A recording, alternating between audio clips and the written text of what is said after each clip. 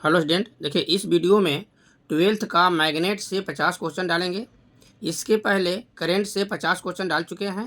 तो आप लोग इस वीडियो में 50 क्वेश्चन देखिए, जो हम लोग ट्वेल्थ के 2025 के बोर्ड एग्जाम में आने वाला सबसे इंपॉर्टेंट सब क्वेश्चन है। आप लोग सभी क्वेश्चन को ध्यान से देखिएगा, समझिएगा, लाइक कीजिएगा, सब्सक्राइब कीजिएगा। आप लोग पूरा वीडियो शुरू से अंत तक देखिएगा, तो आप लोग को 50 क्वेश्चन हम क्लियर हो जाएगा। तो देखिए मैग्नेट से हम लोग का ये पहला क्वेश्चन है, चुंबकीय क्षेत्र की बीमा है। क्या पूछा? चुंबकीय क्षेत्र की बीमा है। पहला ऑप्शन है आई के पावर -1 एम एल के पावर 0 टी इनवर्स 2। दूसरा ऑप्शन है I inverse 0 M L T inverse 2। तीसरा ऑप्शन है आई एम टी इनवर्स 3। चौथा ऑप्शन है I am inverse 1 L inverse 1 T inverse 2। इसमें देखिए कौन आंसर होगा। आप लोग पहले आंसर अपना से चूज कर लीजिए, उसके बाद इसका हम आंसर बता रहे हैं। आप लोग चूज कर लिए? ठीक है, तो देखिए हम बता रहे हैं चुंबकीय क्षेत्र पूछ रहा है। तो चुंबकीय क्षेत्र को हम लोग बी से डिनोट करते हैं। और चुंबकीय क्षेत्र बराबर होता है हम लोग का बल बाटा आवेश, बल बाटा आवेश गुना वेग। ये फॉर्मूला होता है, ध्यान से देखिएगा। तो बल का फॉर्मूला होता है हम लोग का एम एल टी इनवर्स 2। आवेश का होता है हम लोग का आई टी, धारा गुना समय होता है। अब वेग का बीमा होता है एल टी इनवर्स 1। ध्यान रखिएगा। तो अब देखिए इसमें एल से एल कैंसिल हो जाएगा हम लोग का, एल से एल कैंसिल हो जाएगा। ये एल से एल कैंसिल हो गया हम लोग का। ध्यान रखिए आप लोग, ये एल से एल कैंसिल हो गया। अब यहाँ पर टी है और यहाँ भी टी है, तो ये टी से और ये टी कैंसिल हो जाएगा, माइनस प्लस है, कैंसिल हो गया। तो ये आई है ना, आई ऊपर जाएगा, ध्यान रखिएगा। ये आई हम लोग का है, ये आई ऊपर जाएगा, तो हम लोग का हो जाएगा आई इनवर्स 1 एम, एल तो नहीं है तो एल के पावर 0 कर लेंगे, और टी इनवर्स 2। तो ये ऑप्शन देखिए किस में है, I inverse 1 M L 0 T inverse 2। तो ये हम लोग का पहला आंसर है। देखिएगा आप लोग, ये हम लोग का जो पहला आंसर है यही हम लोग का ऑप्शन है। तो पहला ऑप्शन हम लोग का ये सही हो जाएगा। अब देखिए क्वेश्चन नंबर 2। देखिए क्वेश्चन नंबर 2 कह रहा है हम लोग का कि चुंबकशीलता पूछ रहा है कि चुंबकशीलता, थोड़ा सा रुकिएगा। हाँ, क्वेश्चन 2 कह रहा है कि चुंबकशीलता की बीमा है। चुंबकशीलता का बीमा कह रहा है। पहला ऑप्शन है M L T square I inverse 2। दूसरा ऑप्शन है M L T inverse 2 I inverse 2। तीसरा ऑप्शन है M L T inverse 2 I. चौथा option M L T square I square. ये 4 ऑप्शन है, फिर आप लोग चूज कर लीजिए। देखिए हम आंसर बता रहे हैं चुंबकशीलता। तो चुंबकशीलता को हम लोग म्यू नॉट से डिनोट करते हैं, और चुंबकशीलता बराबर होता है हम लोग का बल बाटा धारा, बल बाटा धारा का स्क्वायर चुंबकशीलता का होता है।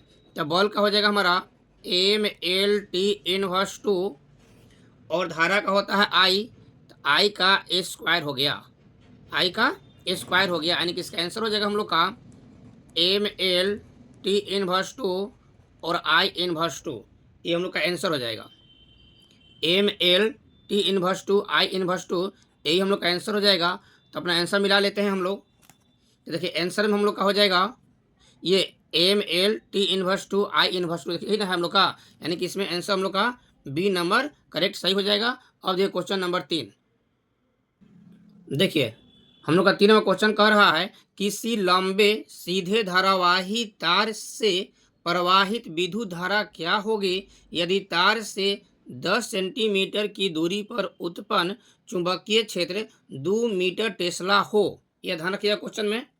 पहला ऑप्शन दिया हम लोग का 50 एम्पियर, दूसरा है 1000 एम्पियर, तीसरा है 250 एम्पियर, और चौथा है 2000 एम्पियर।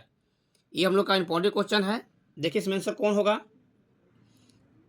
ठीक है, हम समझा रहे हैं। कह रहा है कि यदि तार से 10 सेंटीमीटर की दूरी कह रहा है, तो 10 सेंटीमीटर की दूरी कहने का मतलब कि ये आर का वैल्यू है। आर का वैल्यू दिया है 10 सेंटीमीटर, तो 10 सेंटीमीटर को मीटर में चेंज करेंगे तो 10 की पावर -1 हो जाएगा मीटर में। सेंटीमीटर को मीटर हम लोग चेंज कर लिए। उसके बाद दिया हम लोग का चुंबकीय क्षेत्र का मान दिया है। चुंबकीय क्षेत्र मतलब बी का मान दिया है। तो बी का मान दिया हम लोग कितना, 2 मीटर टेस्ला।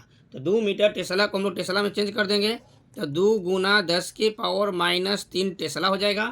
अब पूछ रहा हम लोग का किसी लंबे सीधे धारावाही तार से प्रवाहित विद्युत धारा क्या होगी। विद्युत धारा का मान पूछ रहा है, ध्यान रखिएगा। तो विद्युत धारा का मान निकालने के लिए हम लोग फॉर्मूला चलेंगे। तो हम लोग का फॉर्मूला होता है, देखिए ध्यान से, बी बराबर, बी मतलब चुंबकीय क्षेत्र हो गया, चुंबकीय क्षेत्र बराबर होता है हम लोग का mu naught by 2 pi I by R. तो ये आई का वैल्यू निकालना है, ध्यान रखिएगा आप लोग, क्या निकालना है, आई का वैल्यू निकालना है। अब यहाँ देखिए निकालते हैं वैल्यू हम। तो बी का वैल्यू दिया हम लोग का है 2 गुना 10 के पावर -3 बराबर, यहाँ पर म्यू का वैल्यू होता है 4 पाई गुना 10 के पावर -7 होता है, और नीचे हम लोग का है 2 पाई गुना आई का वैल्यू तो निकालना है, और आर का वैल्यू हम लोग का है 10 के पावर -1, ये बता चुके हैं। अब यहाँ देखिए ये 2 पाई से ये कैंसिल हो जाएगा 2 बार में, अब तो नहीं कैंसिल होगा। अब यहाँ पर देखिए 10 के पावर 3 है, यहाँ 10 के पावर 7 है, और नीचे 10 की पावर 1 है, तो ये 1 ऊपर जाएगा तो यहाँ 10 के पावर 6 हो जाएगा। यानी कि यहाँ देखिएगा 2 गुना 10 के पावर -3, यहाँ हो जाएगा हम लोग का 2 गुना 10 की पावर -6 आई हो जाएगा, ठीक ना। तो आई इजिकल टू करेंगे, ध्यान रखिएगा यहाँ पर, तो आई इजिकल टू करेंगे तो 2 गुना 10 के पावर -3, यहाँ 2 गुना 10 के पावर -6, एक कैंसिल हो जाएगा, और ऊपर 10 के पावर 3 केवल हो जाएगा, यानी कि हमारा सही आंसर हो जाएगा 1000। तो 1000 जो आंसर होगा वही हम लोग मारेंगे। आप लोग शुरू से अंत तक देख लीजिए ध्यान से। चलिए अब आंसर देख लेते हैं हम लोग। तो देखिए 1000 आंसर हम लोग कौन है, तो ऑप्शन बी। तो ऑप्शन बी हम लोग का इसमें करेक्ट सही है। तो ऑप्शन बी में हम लोग टिक लगा लेते हैं। ये क्वेश्चन हो गया हम लोग का तीसरा। और क्वेश्चन चलते हैं 4 नंबर पर। देखिए क्वेश्चन नंबर 4 कह रहा है कि चुंबकीय क्षेत्र को हम लोग बी से डिनोट करते हैं में स्थित एम चुंबकीय आघूर्ण को एम से डिनोट करते हैं वाले धारा पास द्वारा अनुभूत बल आघूर्ण का मान होता है। तो बल आघूर्ण को हम लोग टर्क से सूचित करते हैं। तो टर्क का मान पूछ रहा है, ये हम थ्योरी में बता चुके हैं। पहला ऑप्शन है torque equal to M into B, दूसरा है torque equal to B into M, तीसरा है torque equal to B equal to torque into M, चौथा ऑप्शन है B equal to M into torque. तो हम लोग थ्योरी में पढ़ चुके हैं कि टर्क इजिकल टू होता है एम इंटू बी। क्या होता है, एम इंटू बी, यानी कि इसमें आंसर हम लोग का 4 का ए नंबर आंसर करेक्ट सही है। आप लोग ए नंबर आप लोग ध्यान दीजिएगा। अब चलते हैं क्वेश्चन नंबर 5। देखिए क्वेश्चन नंबर 5 कह रहा हम लोग का क्षेत्रफल ए वाले एक वृत्ताकार लूप के केंद्र पर चुंबकीय क्षेत्र बी है। लूप का चुंबकीय आघूर्ण होगा। चुंबकीय आघूर्ण पूछ रहा है, इसका भी हम लोग बताए हैं थ्योरी में। पहला ऑप्शन है B A by mu naught, दूसरा ऑप्शन है B A square by pi mu naught, तीसरा ऑप्शन है 2 B A by mu naught root में ए बाई पाई, चौथा ऑप्शन है बी ए रूट में A by pi mu not. ये theory बता चुके हैं। अब बहुत बार बोले थे कि क्वेश्चन लोग इंपॉर्टेंट है, इसको आप लोग ध्यान से देख लीजिएगा। तो बताइए आप लोग कौन आंसर होगा। हाँ ठीक है, answer number C. Answer C इसमें हम लोग का करेक्ट सही है। अब चलिए क्वेश्चन नंबर 6। इसी तरह से हम 50 क्वेश्चन इस सेट में बताएंगे। आप लोग शुरू से अंत तक सेट देखिएगा, 50 में बहुत अधिक क्वेश्चन आएगा। इसी तरह से करंट में 50 क्वेश्चन डाल चुके हैं, मैग्नेट 50 क्वेश्चन डाल रहे हैं, उसके बाद ऑप्टिक्स के 50 क्वेश्चन और बनारस से 50 क्वेश्चन, यानी कि टोटल हम 200 क्वेश्चन डालेंगे। उसमें से आपका हमको जहाँ तक उम्मीद है कि अधिक से अधिक क्वेश्चन आपका परीक्षा में आएगा। आप लोग पूरा वीडियो शुरू से अंत तक देखिएगा, ठीक है। धन्यवाद। आगे चलते हैं हम लोग क्वेश्चन नंबर 6 पर।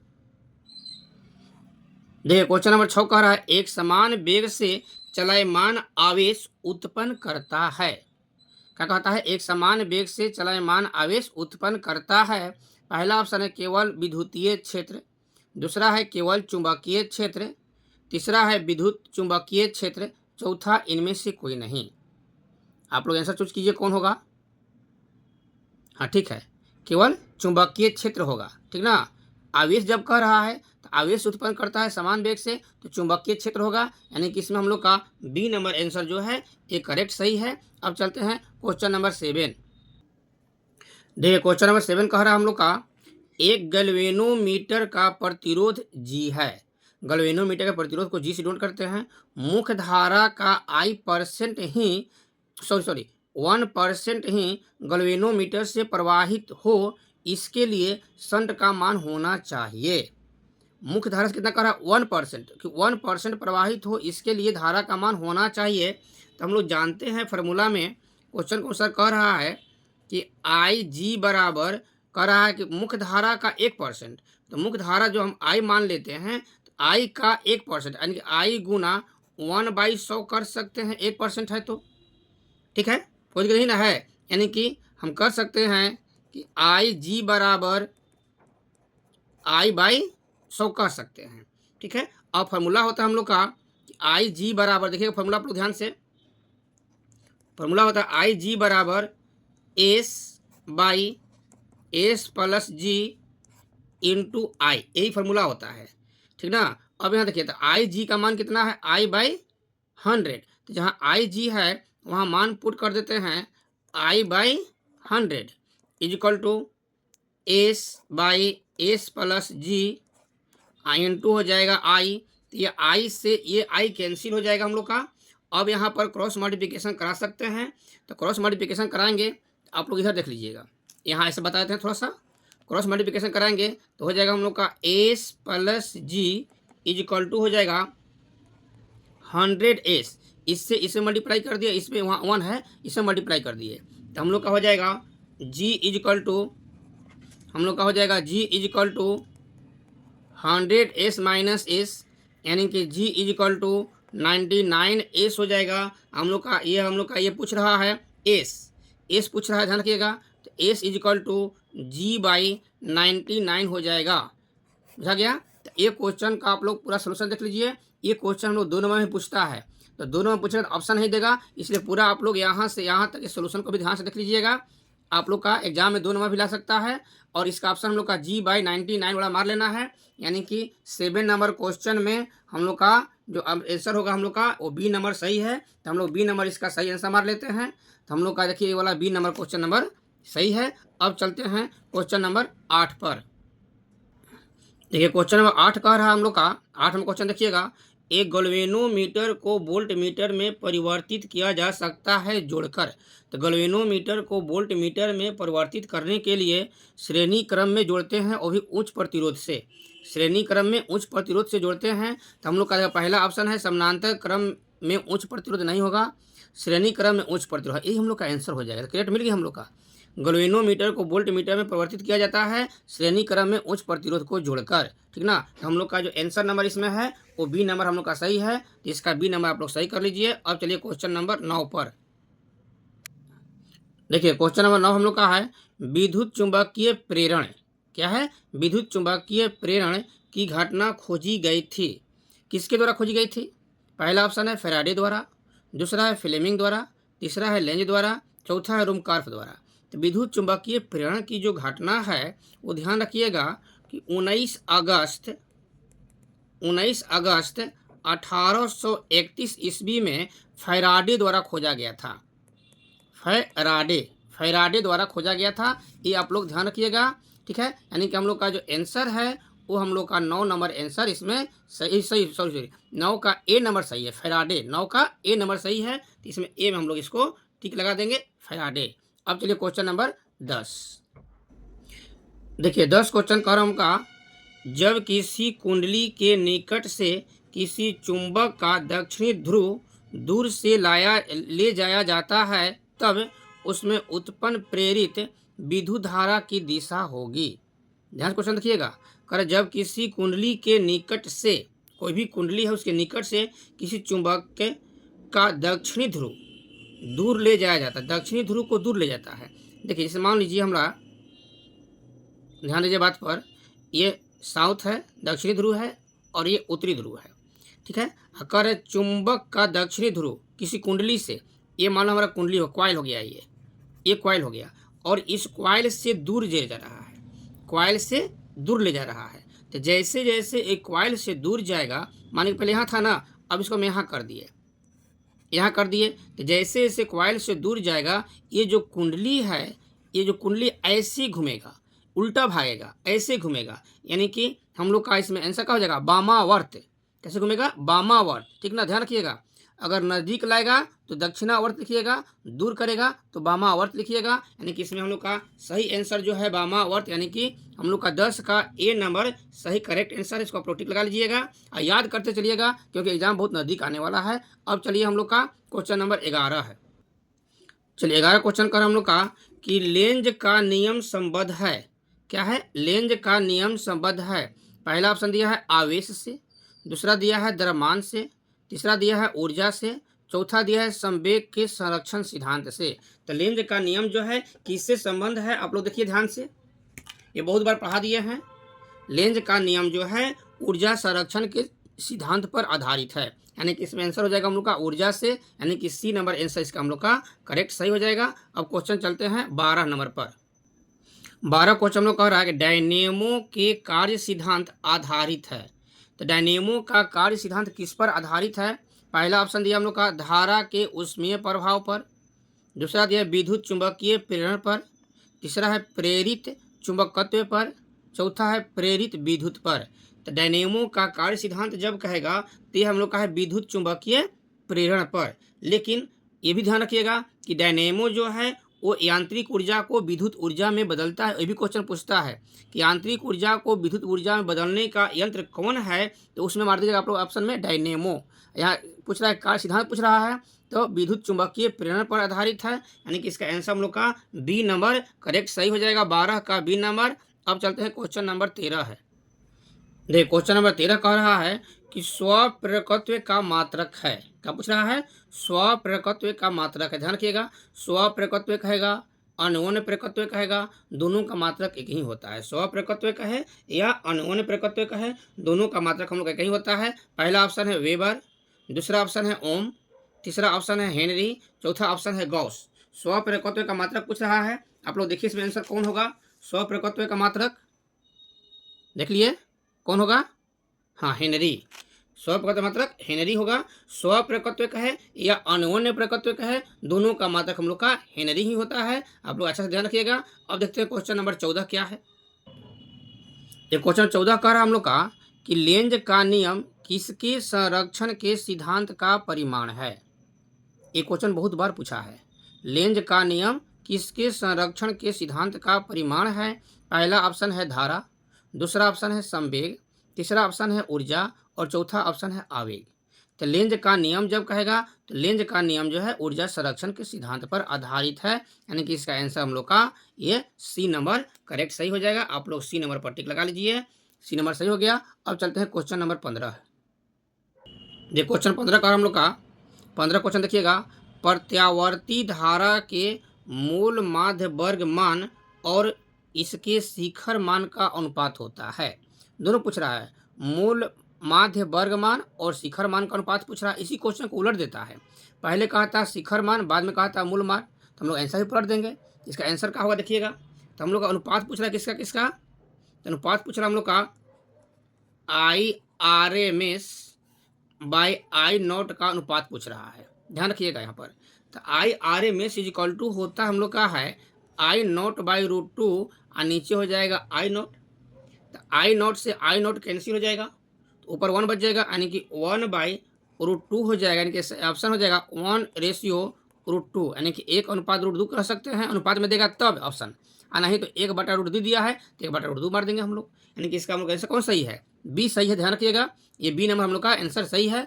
आप दोनों ऑप्शन देखिए, कभी कभी ऑप्शन ए भी डालता है और कभी कभी ऑप्शन ए भी डालता है, तो आप लोग रटिएगा मत, इसका बनाया हुआ आप लोग देख लीजिएगा कौन आंसर हम लोग का सही हो रहा है। तो हम लोग आंसर सही हम लोग का इसमें है बी नंबर, तो बी नंबर आप लोग टिक लगा दीजिए। 15 नंबर क्वेश्चन हो गया। अब चलते हैं क्वेश्चन नंबर 16 है। देखिए 16 क्वेश्चन का 220 वोल्ट, 16 क्वेश्चन है 220 वोल्ट प्रत्यावर्ती परिपथ का शिखर मान होता है। ये क्वेश्चन 2 नंबरिया में ही पूछता है, तो जब 2 नंबर में पूछेगा तो ऑप्शन नहीं देगा और MCQ में पूछेगा तो ऑप्शन दे देगा।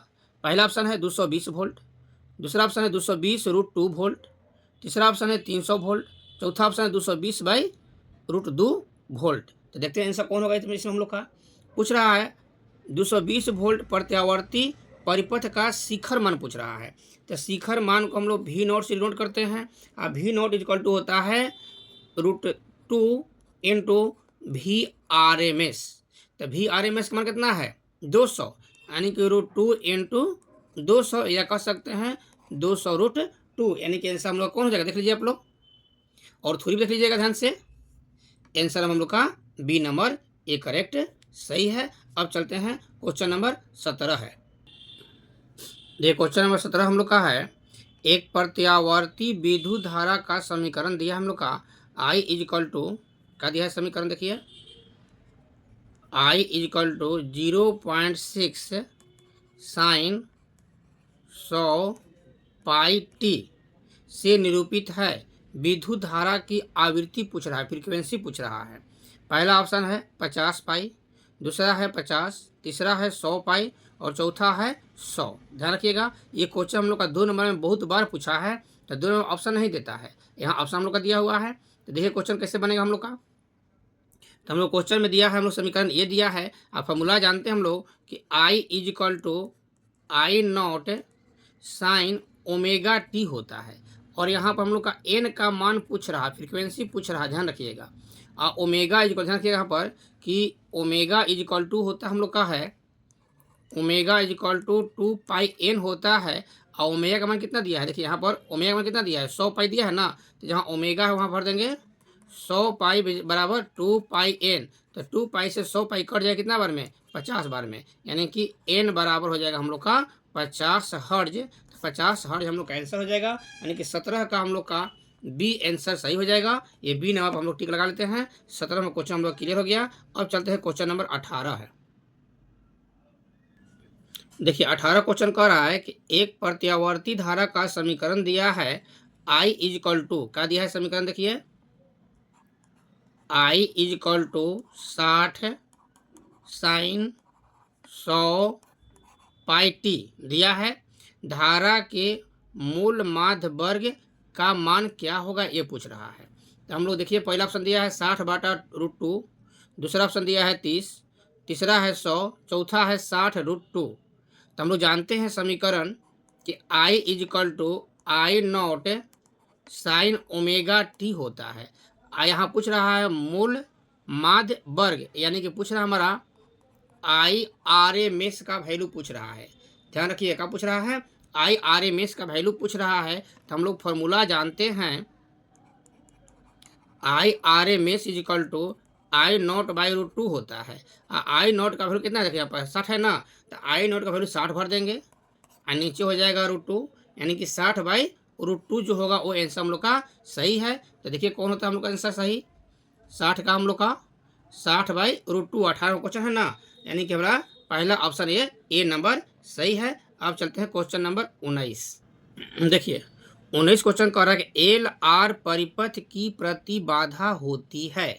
एल आर परिपथ यानी कि परिपथ हमारा जो है, ये हो गया हमारा एल, उसके बाद ये हो गया हमारा आर, ये हो गया एल और ये हो गया आर। तो एल आर परिपथ की प्रतिबाधा पूछता है, तो प्रतिबाधा हमारा जेड बराबर होता है रूट में R² प्लस XL², और हम लोग जानते हैं कि XL का वैल्यू होता है ओमेगा एल।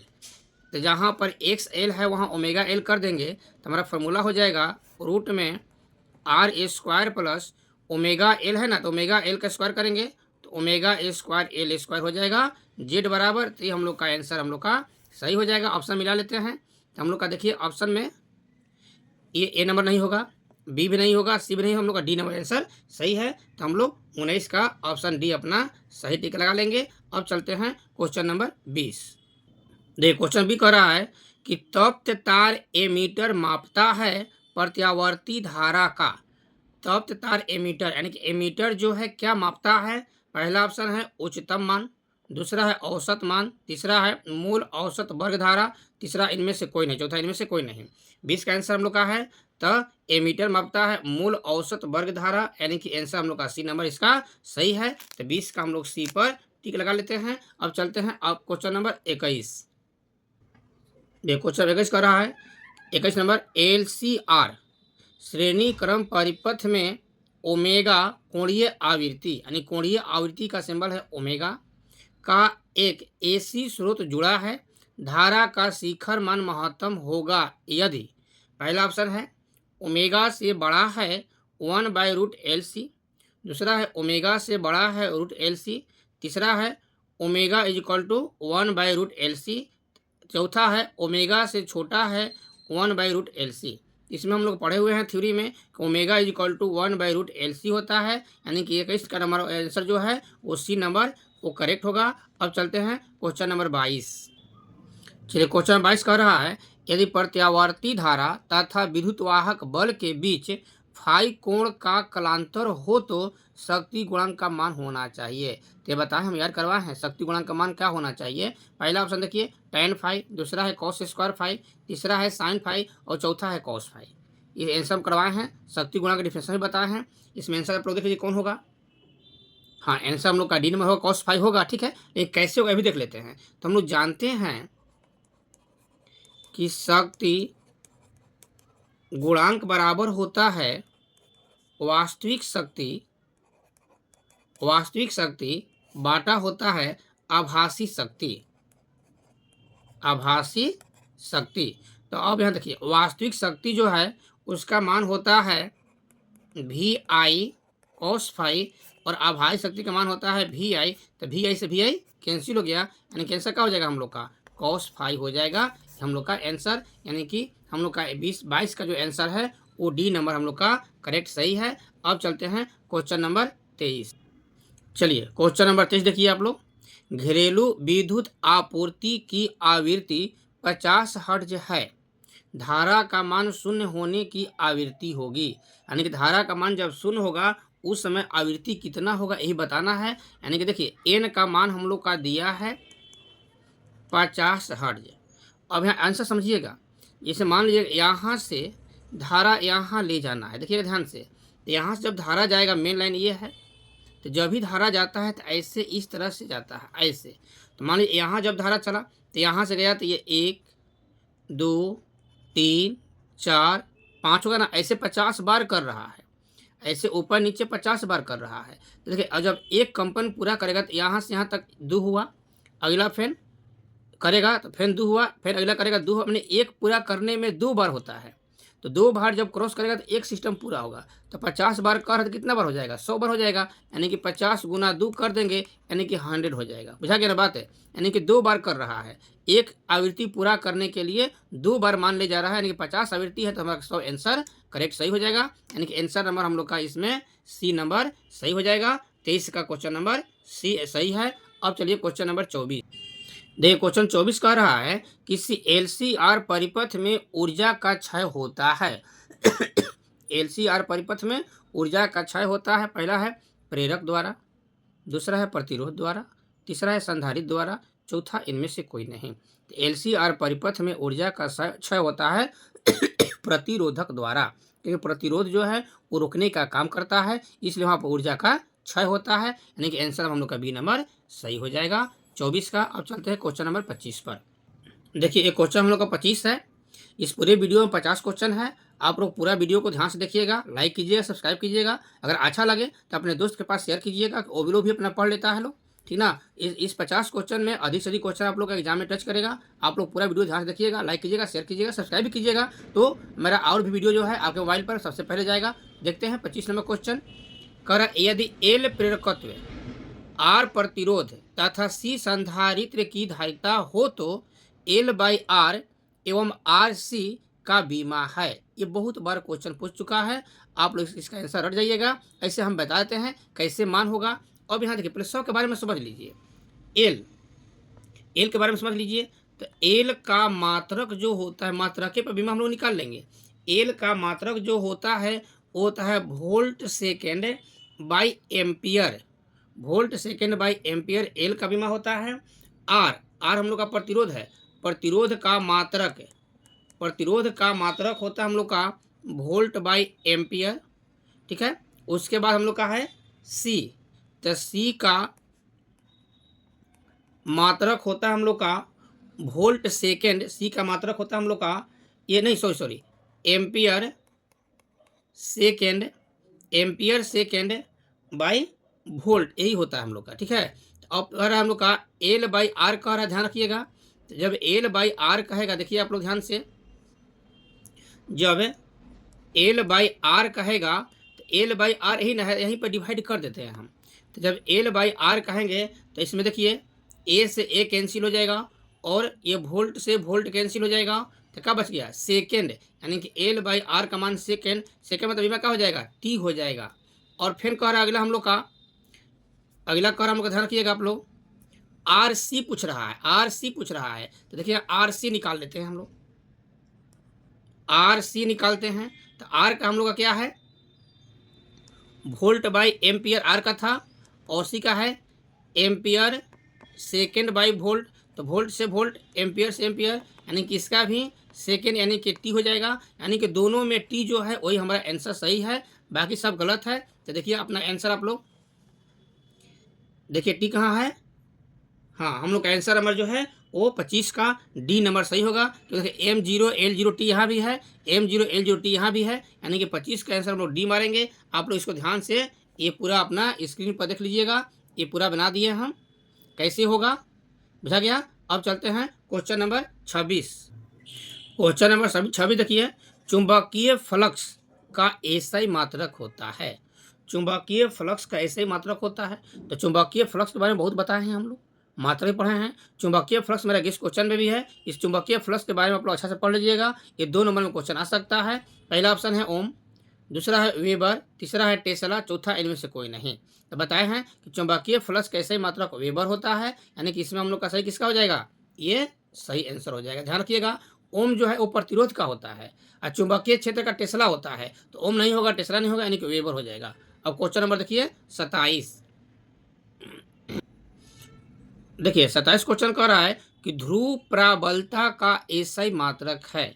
मात्रक अभिमा, ये ध्यान रखें, मात्रक अभिमा से 2 क्वेश्चन श्योर निकलता है।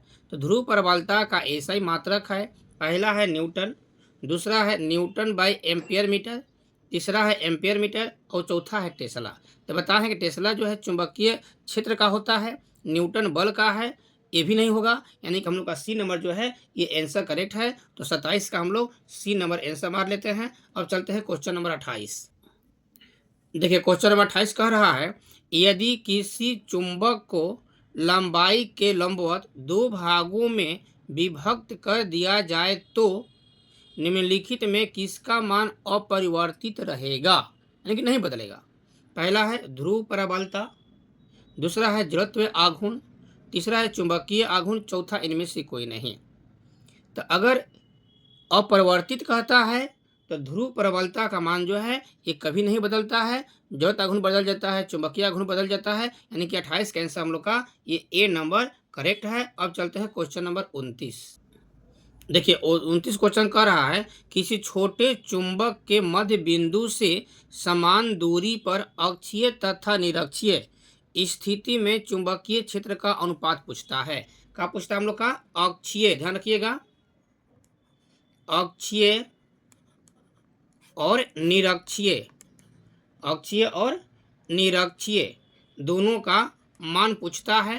तो अक्षीय का मान होता है, हम लोग का पढ़े हुए हैं कि mu naught by 4 pi 2m by R Q, और निरक्षीय का मान होता है mu naught by 4 pi m by R Q. तो ये कैंसिल हो जाएगा, ध्यान रखिएगा, ये कैंसिल हो जाएगा। तो ऊपर कितना बच गया? 2 और नीचे बच गया 1, यानी कि हमारा आंसर जो होगा वो हो जाएगा 2:1, यानी कि 2:1 जो हम लोग का ये सही आंसर हो जाएगा। तो देख लेते हैं आंसर कौन सही हम लोग का है, यानी कि आंसर हम लोग का जो बी नंबर जो है वो सही है। तो 29 का बी नंबर सही कर लेते हैं। अब चलते हैं क्वेश्चन नंबर 30। देखिए क्वेश्चन नंबर 30 का हम लोग का, चुंबकीय क्षेत्र की दिशा से किसी चुंबक को 90 डिग्री से घुमाने में संपन्न कार्य है। तो 90 डिग्री पर जब घुमाएगा, पहला ऑप्शन है 0, दूसरा है MB/2, तीसरा 1 MB, चौथा है 2 MB। तो जब 90 डिग्री कहता है ना तो 1 MB हम लोग का होता है, ध्यान रखिएगा। 90 डिग्री कहेगा तो कितना होगा? 1 MB, यानी कि MB लिख सकते हैं, 1 लिखना कोई जरूरी नहीं है, यानी कि इसका आंसर हम लोग का 30 का सी नंबर सही है। अब चलते हैं क्वेश्चन नंबर 1। देखिए 31 क्वेश्चन है। 31 में क्वेश्चन निकेल है, ये बहुत बार पूछा है। निकेल क्या है? पहला ऑप्शन है प्रतिचुंबकीय, दूसरा अनुचुंबकीय, तीसरा लौह चुंबकीय, चौथा इनमें से कोई नहीं। तो निकेल जो हम लोग का है वो है क्या है? प्रतिचुंबकीय है, अनुचुंबकीय ना क्या है? हाँ, लौह चुंबकीय है। निकेल क्या है? लौह चुंबकीय है। अब ये क्वेश्चन नंबर 32, शैथिल्य प्रदर्शित करते हैं। 32 कह रहा है शैथिल्य प्रदर्शित करते हैं, तो शैथिल्य प्रदर्शित जो है वो हमारा लौह चुंबकीय करता है, प्रति चुंबकीय नहीं होगा, अनुचुंबकीय नहीं होगा, लौह चुंबकीय होगा। यानी कि इसका आंसर हम लोग का बी नंबर करेक्ट हो जाएगा। अब चलते हैं क्वेश्चन नंबर 33। 33 क्वेश्चन 33 में कह रहा है चुंबकीय नमन का मान शून्य होता है। चुंबकीय नमन का मान शून्य होता है।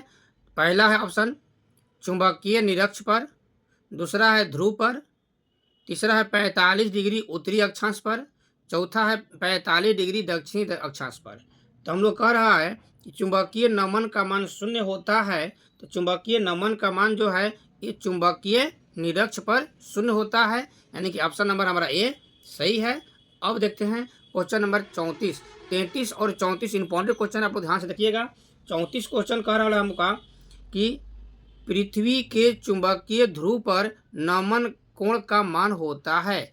तो पृथ्वी के चुंबकीय ध्रुव पर नमन कोण का मान जो होता है वो 90 डिग्री होता है। ये थ्योरी में लिखवाए हैं। चुंबकीय ध्रुव पर नमन कोण का मान कितना होता है? 90 डिग्री, यानी कि 0 नहीं होगा, 45 नहीं होगा, 180 नहीं होगा, ये 90 वाला हम लोग का करेक्ट आंसर हो जाएगा। अब चलते हैं क्वेश्चन नंबर 35। चलिए 35 कहता है निम्नलिखित में किनका उपयोग पौधा घरों में होता है? क्या कह रहा है? किनका उपयोग पौधा घरों में होता है? कह रहा है पहला गामा किरण, तो गामा किरण तो सीधा निकल जाता है। एक्स किरण, तो एक्स किरण हम लोग एक्सरे में काम करता है। पराबैंगनी किरण, तो पराबैंगनी किरण भी नहीं होगा, क्योंकि ये हम लोग का फटे फूटे सामानों को चेक करता है। ये हम लोग का हो जाएगा अवरक्त किरण।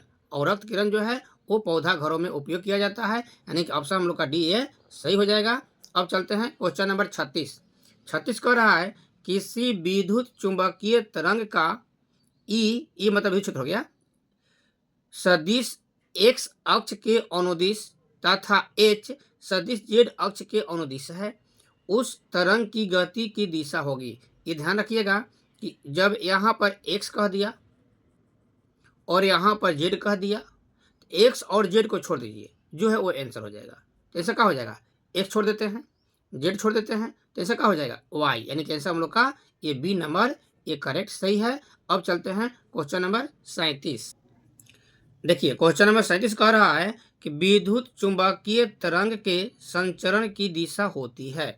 विद्युत चुंबकीय तरंग के संचरण की दिशा होती है। पहला ऑप्शन है ई के समानांतर, ई मतलब विद्युत क्षेत्र के समानांतर। दूसरा है बी के समानांतर, यानी कि चुंबकीय क्षेत्र के समानांतर। चौथा है बी इंटू ई के समानांतर। चौथा है ई इंटू बी के समानांतर। तो हम लोग का इसमें आंसर हो जाएगा ई इंटू बी के समानांतर, यानी कि आंसर हम लोग का ये डी नंबर 37 का सही है।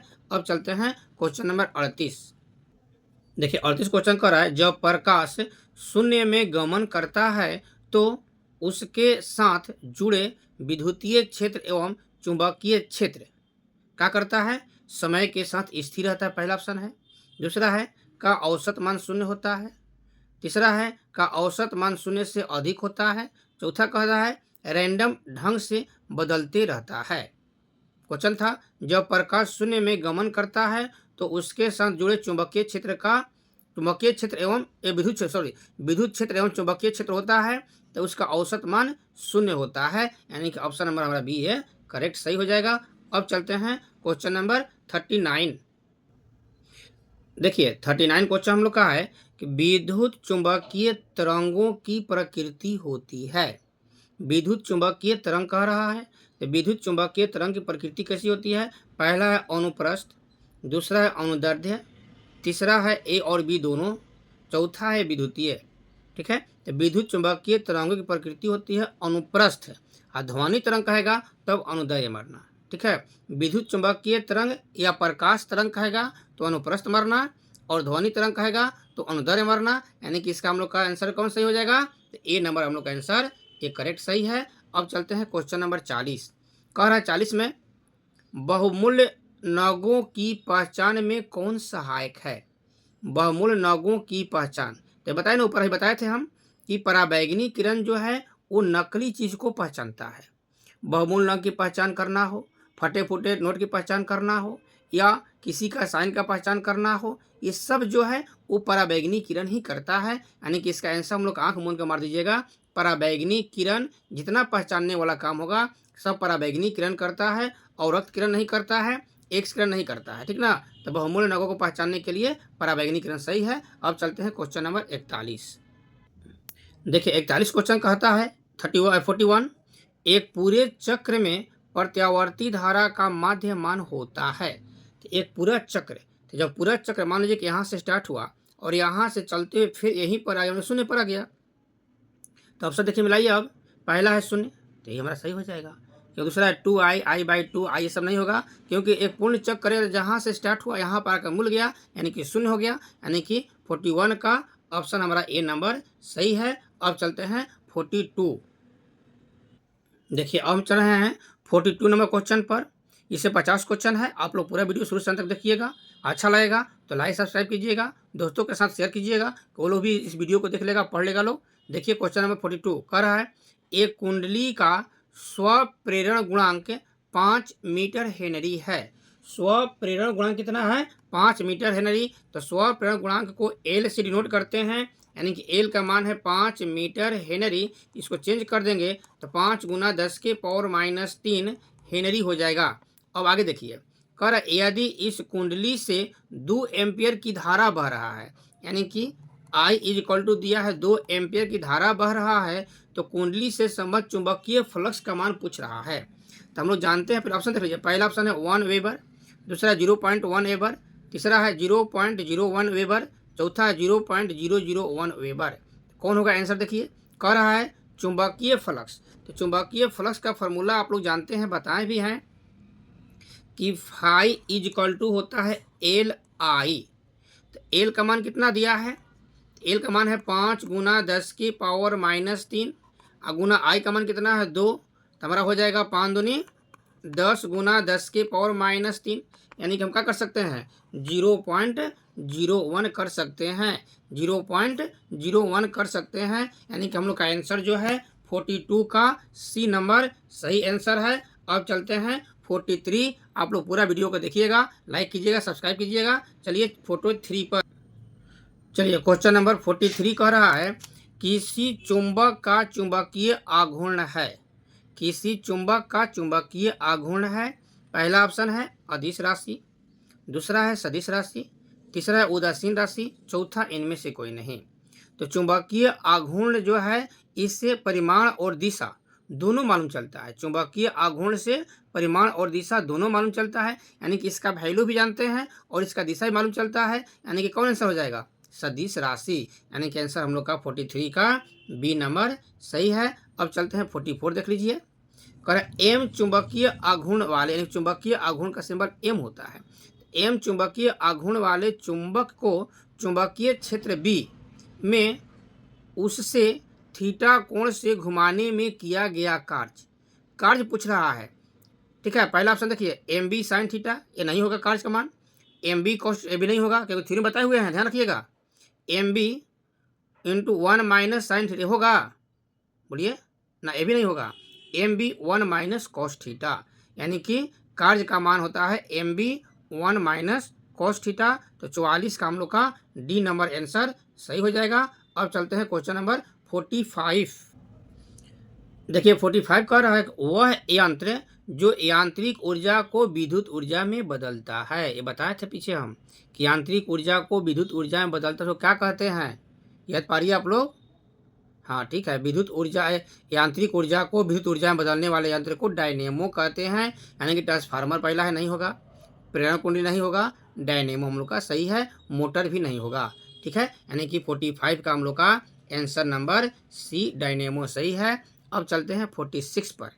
कर किसी ऊंचाई ट्रांसफार्मर, ऊंचाई ट्रांसफार्मर मतलब स्टेप अप, एक होता है स्टेप अप, एक होता है step down. Step up transformer के प्राइमरी तथा सेकेंडरी में क्रमशः N1 और N2 लपेटे हैं। यानी कि प्राइमरी में N1 है और सेकेंडरी में N2 फेरों की संख्या है। प्राइमरी कॉइल में N1 फेरों की संख्या है और सेकेंडरी कॉइल में N2 फेरों की संख्या है। और स्टेप अप कह रहा है, तो स्टेप अप में जो है N2 का मान जो है N1 से अधिक होता है। स्टेप अप में। स्टेप डाउन कहेगा तो N1 का मान अधिक होगा, N2 का मान कम होगा। ध्यान रखिएगा, स्टेप अप कह रहा है तो पहला है N1 बड़ा है N2 से, N1 बड़ा है N2 से, स्टेप डाउन में होता है, स्टेप डाउन में होता है। स्टेप अप कह रहा है तो N2 बड़ा N1 होगा, यानी कि इसमें हम लोग का बी नंबर जो है वो करेक्ट आंसर सही हो जाएगा। अब चलते हैं 47। देखिए 47 कह रहा है किसी श्रेणीबद्ध LCR परिपथ में एल का मान दिया है 8 हेनरी, सी का मान दिया है 0.5 माइक्रोफेराड, आर का मान दिया है 100 ओम है, परिपथ की अनुनादी आवृत्ति है। पहला ऑप्शन है 1000 बाई पाई, दूसरा ऑप्शन है 500 बाई पाई, तीसरा ऑप्शन है 250 बाई पाई, चौथा ऑप्शन है 125 बाई पाई। एल का मान देखिए इतना दिया है, ध्यान रखिएगा। सी का मान दिया था 0.5 माइक्रोफेराड, तो माइक्रोफेराड को फेराड में कर दिया 10⁻⁶ से मल्टीप्लाई करके। आर का मान दिया है 100 ओम, और अनुनादी आवृत्ति का मान पूछ रहा है।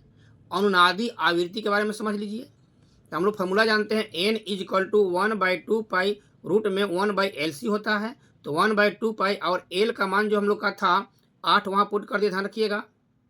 और सी का मान हम लोग का है 0.5 × 10⁻⁶ यहाँ पुट कर दिया, ध्यान रखिएगा। अब ये 1/2 पाई हो गया, इसमें से मल्टीप्लाई करेंगे तो 8 5 40 यानी 4 हो जाएगा, 10⁻⁻6 हो जाएगा। अब यहाँ देखिएगा ध्यान से, तो ये 1/2 पाई है इंटू 1 ये 4 जो था इसका रूट 2 हो जाएगा, 10⁻⁶ का -3 हो जाएगा। अब यहाँ देखिए 2 से 2 कैंसिल हो जाएगा, नहीं 2 और 2 हम लोग का ये 4 हो जाएगा, तो ऊपर कटा देते हैं। देखिए नीचे एक 10⁻³ था ना, तो 10⁻³ को ऊपर डालेंगे तो 1000 हो जाएगा। तब ये 2 से 1 कट जाएगा 500 बार में, और फिर 200 कट जाएगा 250 बार में, यानी कि 250, और नीचे पाई रह जाएगा, यानी कि 250 बाई पाई हम लोग का आंसर हो जाएगा। आप लोग पूरा ये सोल्यूशन देख लीजिएगा शुरू से अंत तक। ये क्वेश्चन वो 2 नंबर में पूछता है, यानी कि इसका आंसर हम लोग का हो जाएगा 250 बाई पाई, यानी कि आंसर हम लोग का सी नंबर करेक्ट सही है। इसका सोल्यूशन भी आप लोग पूरा ध्यान से देख लीजिएगा। अब चलते हैं क्वेश्चन नंबर 48। देखिए क्वेश्चन नंबर 48 कह रहा है प्रत्यावर्ती विद्युत वाहक बल E = E0 sin ω t। क्या कह रहा है हम लोग का, E विद्युत बल का सिंबल है E0 sin ω t कह रहा है, में शिखर मान दिया है 10 वोल्ट।